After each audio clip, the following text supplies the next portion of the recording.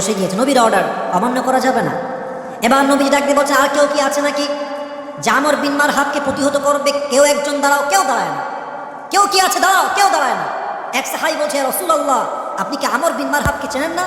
এ তো সেই পালোয়ান, যেই পালোয়ান এক হাতে ঘোড়ার রশি ধরে, এক হাতে উটের রশি ধরে, আর এক হাত দিয়ে সে তার শত্রুর কল্লাকে ঘাট থেকে আলাদা করে দেয়। তো সেই পালোয়ান, কেউ পারবে না মোকাবেলা করতে। কেউ কি নাই?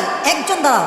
এবার আলী দাঁড়িয়ে গেছে। নবীজি, আমাকে দেন সুযোগটা, আমি প্রতিহত করবো ইনশাআল্লাহ।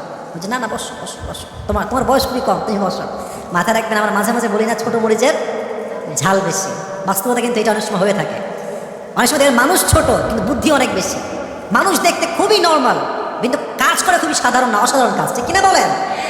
তো নবীজি দুইবার বসায় দিয়েছে। এবার আমর বিন মারহাব দেখছে কেউ আসছে না। এবার তো সে নিজেকে বিজয় ভাবে দাবি করছে যে আমি তো বিজয় হয়ে গেছি, আজকে আমার জয়,